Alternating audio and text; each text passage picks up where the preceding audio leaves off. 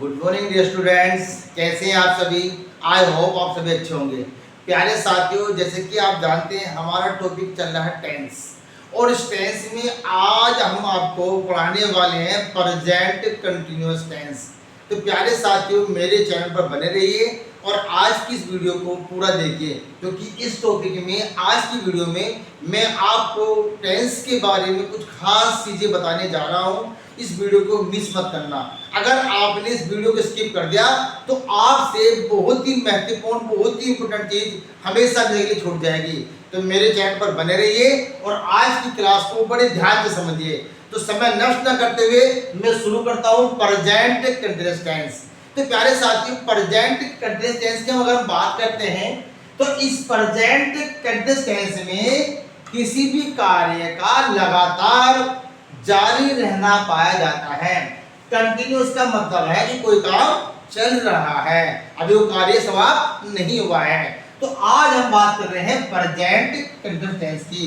तो सबसे पहले हमें ये मालूम होना चाहिए कि जिस टेंस की हम बात कर रहे हैं, यानी प्रेजेंट टेंस की अगर हम बात कर रहे हैं, यानी प्रेजेंट कंटिन्यूअस टेंस की अगर हम बात कर रहे हैं, तो प्यारे साथियों इसकी पहचान हम कैसे करेंगे।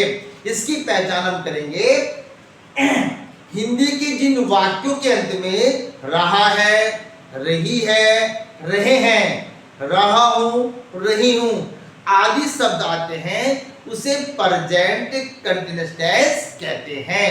ठीक, इसके अफर्मेटिव की बात भी करेंगे, नेगेटिव की बात भी करेंगे और इंट्रोगेटिव सेंटेंस की भी बात करेंगे। प्रेजेंट कंटीन्यूअस टेंस में हेल्पिंग वर्ब इज आर का यूज करते हैं, प्लस मेन वर्ब की फोर्थ फॉर्म का इसमें यूज किया जाता है। दोस्तों, इज आर का यूज जो होगा, हेल्पिंग वर्ब का जो यूज होगा वो सब्जेक्ट के अकॉर्डिंग होगा। अगर सब्जेक्ट हमारा सिंगुलर है तो हम हेल्पिंग वर्ब इज यूज करेंगे, और अगर सब्जेक्ट हमारा प्लूरल है तो हम हेल्पिंग वर्ब आर यूज करेंगे। और अगर सब्जेक्ट हमारा आई है तो आई के साथ प्यारे प्यारे साथियों हम एम का यूज करेंगे, लेकिन इनके साथ में आने वाली जो हमारी मेन वर्ब होगी उसकी हम फोर्थ फॉर्म का यूज करेंगे। एक एग्जांपल के माध्यम से मैं आपको बताता हूं जी। सपोज कीजिए सेंटेंस हमारा ये है, वह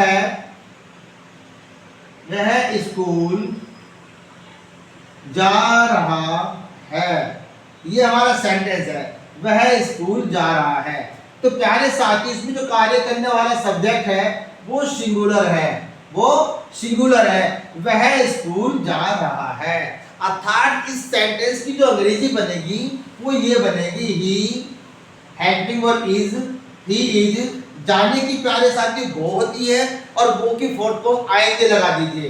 ही इज गोइंग टू स्कूल, वह स्कूल जा रहा है, यानी कार्य जो है लगातार जारी है, चल रहा है, वह स्कूल जा रहा है। जब भी हम किसी स्थान को जाते हैं, जब भी हम किसी अपने डेस्टिनेशन को जाते हैं, उससे पहले हम टू अवश्य लगाते हैं, जैसे going to school, go to market, went to Delhi etcetera जी।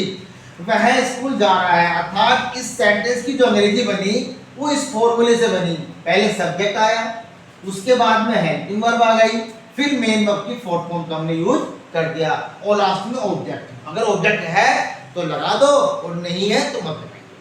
तो अफर्मेटिव सेंटेंस की अंग्रेजी कुछ इस प्रकार से बनती है। ठीक, आगे देखिए,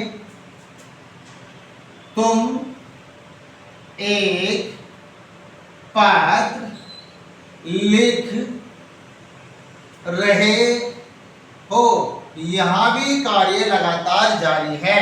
तुम एक पत्र लिख रहे हो, अर्थात कार्य कंटिन्यू है। इसकी अंग्रेजी बनेगी यू आर, लिखने की राइट होती है और राइट के fourth form writing, you are writing, you are writing a letter, तुम एक पत्र लिख रहे हो। प्यारे साथियों, इस प्रकार हमने इस वाले सेंटेंस की अंग्रेजी यहाँ पर बना दी। आई, यू के साथ आर आया, ही के साथ इज आया। एक एग्जांपल हम आई का भी लेंगे जी।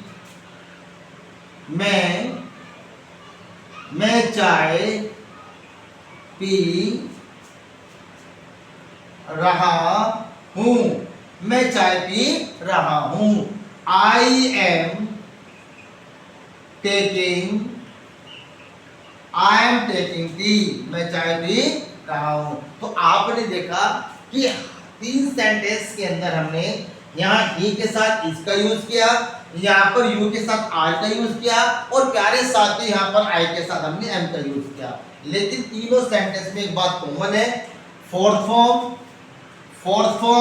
और फोर्थ फॉर्म, यानी प्रेजेंट कंटीन्यूअस टेंस में मेन वर्ब की फोर्थ फॉर्म का ही यूज होगा।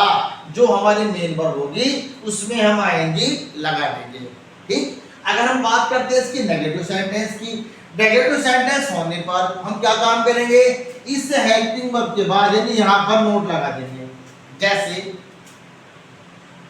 वह खाना नहीं खा रहा है, ये नेगेटिव में सेंटेंस है। इसकी अंग्रेजी कैसे बनेगी, he is not eating food, वह खाना नहीं खा रहा है। देखो हेल्पिंग वर्ब के बाद नोट लगा दिया, सेंटेंस हमारा नेगेटिव में बन गया। तो इस ये सेंटेंस, ये वाला टेस्ट बहुत ही आसान है, बहुत ही सरल है, इतना मुश्किल नहीं है, आप आसानी से इसको कर सकते हो। अभी हम इसके इंट्रोगेटिव सेंटेंस के एग्जांपल लेंगे और इसमें कुछ नई चीजें हैं, कुछ लॉजिक वाली चीजें हैं, क्लास को मिस मत करना, आगे बताने जा रहा हूं मैं आपको अभी। जी, इसे मैं रब करना चाहूंगा।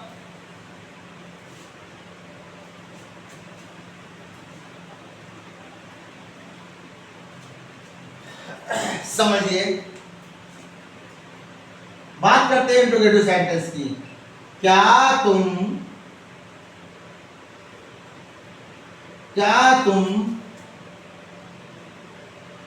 शोर मचा रहे हो, क्या तुम शोर मचा रहे हो। तो प्यारे साथी, क्या की जो अंग्रेजी आएगी वो सब्जेक्ट के अनुसार हेल्पिंग वर्ब होगी, या तो इज होगी, या फिर आर होगी, या फिर एम होगी। क्योंकि हमारा सब्जेक्ट यू है तो इसके अनुसार इस क्या की अंग्रेजी आर होगी। आर यू, शोर मचाने की होती है मेक अ नॉइज, लगा देंगे आईएनजी, हो जाएगा making. Are you making a noise, क्या तुम शोर मचा रहे हो, लास्ट में क्वेश्चन मार्क। तो इंट्रोगेटिव सेंटेंस की अंग्रेजी कुछ इस प्रकार से बनेगी। लेकिन प्यारे साथियों, प्रेजेंट कंटीन्यूअस टेंस में एक लॉजिक वाली चीजें हैं, जो सुनिए, एक लॉजिक वाली बात, एक चीज है जो मैं आपको बताने जा रहा हूं, उसको थोड़ा ध्यान से आप समझना। जी, वो क्या है, वो है स्टेटिव वर्ब, वो है प्यारे साथियों स्टेटिव वर्ब। अब आप कहोगे सर स्टेटिव वर्ब क्या होती है।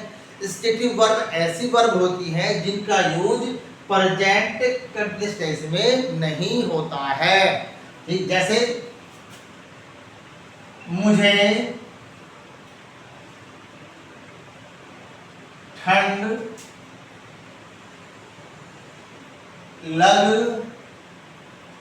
रही है, मुझे ठंड लग रही है, मुझे ठंड लग रही है, रहा है, रही है, रहे हैं। भाई टेंस तो हमारा प्रेजेंट कंटीन्यूअस ही है, मुझे ठंड लग रही है, क्योंकि लास्ट में रहा है, रही है, इसमें कार्य लगातार जारी है। फिर इसकी अंग्रेजी ऐसे क्यों नहीं बनेगी, क्योंकि सेंटेंस के अंदर यूज होने वाली जो वर्ब है वो स्टेटिव है, इसलिए इसकी अंग्रेजी आईएनजी लग के नहीं बनेगी। इसकी अंग्रेजी प्रेजेंट इंडेफिनिट टेंस में बनेगी।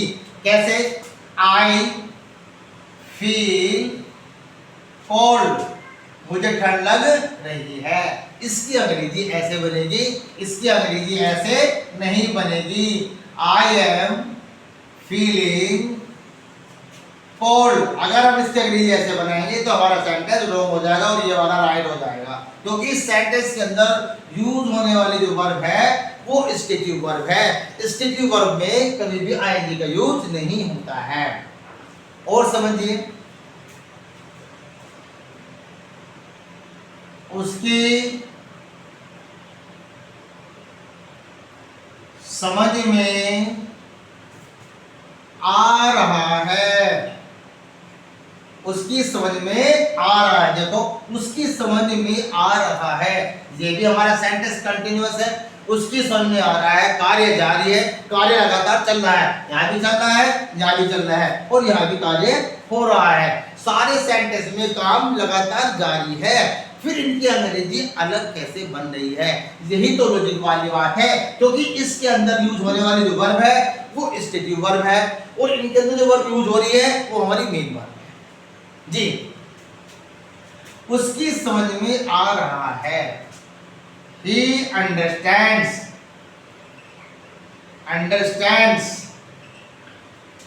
देखो ये भी हमारी स्टेटिव वर्ब है अंडरस्टैंड, इसमें भी आएंगे का यूज नहीं होता है, इसलिए इसकी यहाँ पे जो है ये वाला सेंटेंस प्रेजेंट इंडेफिनिट टेंस में बना है, प्रेजेंट कंटीन्यूअस लेकिन इंग्लिश बननी है प्रेजेंट इंडेफिनिट टेंस में।